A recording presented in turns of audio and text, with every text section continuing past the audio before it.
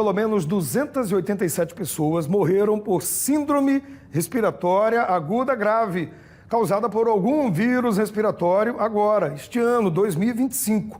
No Brasil, viu, gente? Os dados foram divulgados pela Fundação Oswaldo Cruz, com base no Ministério da Saúde, e mostram que esse total, 225 mortes estão relacionadas ao Covid-19. Acredita?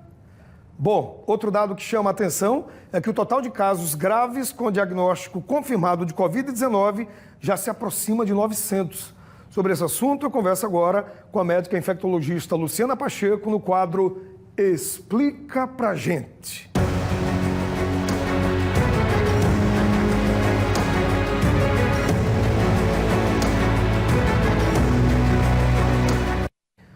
Ao vivo, com todos nós aqui no Fique Alerta, médica infectologista, doutora Luciana Pacheco. Doutora, boa semana, um ótimo mês de fevereiro para a senhora.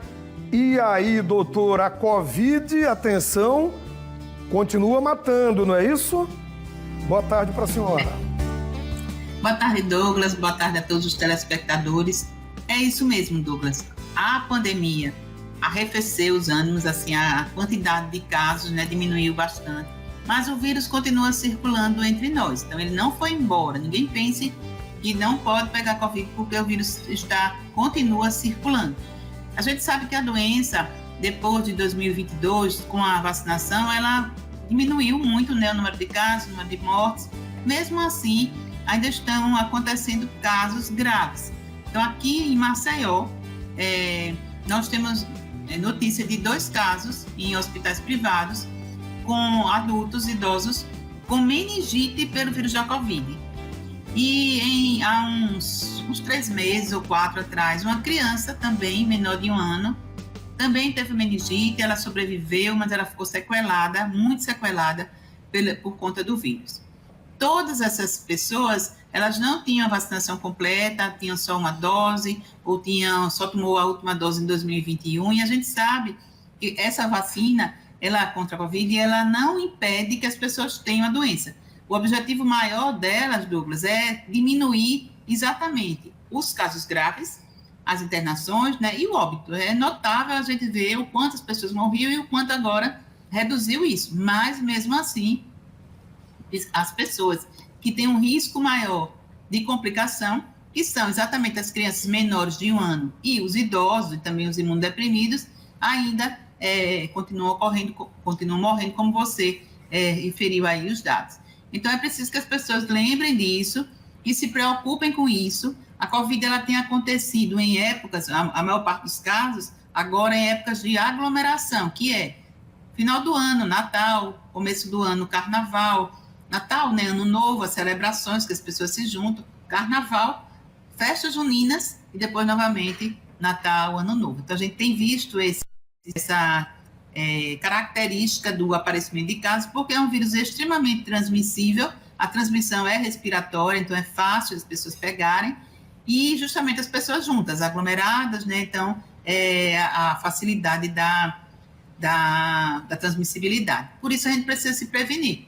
Quem está doente não deve sair de casa, gripado, uma gripe como se fala, a gente vê que a doença ela vai além de ser uma gripezinha, porque, como eu relatei, tem 3 casos notificados e, inclusive, 2 agora internados com meningite por Covid, em forma grave da doença. Ela passa além da forma de gripe para os pulmões, para o cérebro, para o coração, Então, uma doença realmente que tem essa característica, possibilidade de acontecer de forma sistêmica e com gravidade.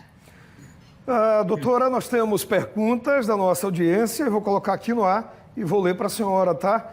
Primeira pergunta, doutora, é da Valéria Souza. Ela diz assim: os médicos não estão solicitando testes de Covid. Como poderemos nos proteger das formas graves? Valéria, infelizmente, meus colegas não seguem o protocolo, porque a forma mais correta, a pessoa apresenta uma síndrome gripal, que é assim como a maioria dos casos se manifesta. E aí a pessoa com a síndrome gripal, ela pode ter Covid, ela pode ter influenza, que é a gripe, ela pode ter outros vírus sensicial respiratório, etc. A gente não tem como saber hoje em dia qual é aquele vírus que está causando aquela síndrome gripal, pelos quadros clínicos. Por quê? Pelo quadro clínico. Porque o quadro clínico é semelhante para todos. A diferença da influenza, por exemplo, para a Covid, é muito pequena, assim. Na influenza, na gripe, a pessoa pode ter uma febre mais precocemente. Na Covid, uma febre um pouco mais depois aí do 5º dia. Mas são detalhes. Se a gente não fizer o teste, a gente não tem como confirmar qual é aquele agente. Então, esse é um alerta que a gente está fazendo para os colegas também, em reuniões, em treinamentos, que as pessoas peçam o teste. Porque se for Covid, eu tenho um olhar para o tratamento de um jeito, se for influenza, de outro jeito, porque existem antivirais para um e para outro. Mas esses antivirais, eles só são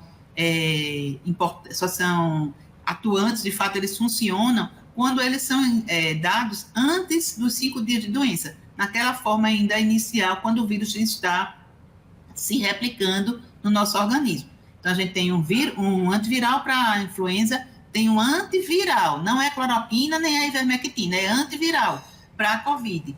E aí também tem pelo SUS, as pessoas podem pegar. Mas é preciso a gente saber, ver que o médico teste, solicite, a gente também pode fazer o autoteste. Então, a gente vai na farmácia, compra um teste e faz o mesmo teste, ou faz mesmo na farmácia. Mas o ideal, quando a pessoa não tem essa capacidade de fazer, é procurar uma unidade, um atendimento. E aí a minha sugestão é que as pessoas, eu estou assim, eu quero que faça o teste. Se não solicitar, faça reclamação, né? Então tente, de fato, que o diagnóstico seja feito para o melhor tratamento. E aí, além disso, se proteger com evitar aglomerações, né? E a gente sabe o quanto é difícil nessa época. Mas se a pessoa está gripada, não vai trabalhar, não vá participar de festa, não vá visitar as pessoas doentes em hospitais ou mesmo em casa, porque pode passar o vírus, ficar longe, né, das pessoas e usar máscara. Usar máscara, lavar bem as mãos, são as medidas que a gente tem de proteção. Então, o que difícil é o médico querer aceitar a sua sugestão, né? Como é que é, doutora? Lavar as mãos, né? Além de lavar as mãos também, porque às vezes a pessoa está aqui na frente do computador, ela espirra, suja ali o local ali onde a gente vai tocar. Vem uma pessoa depois, aí não aconteceu nada, ninguém limpou, vem uma pessoa depois, toca ali, leva a mão na boca, ou a gente dá a mão ao outro que acabou de espirrar, acabou de tossir, levou a mão. Então, é fácil a contaminação assim também. Por isso que lavar as mãos também é importante.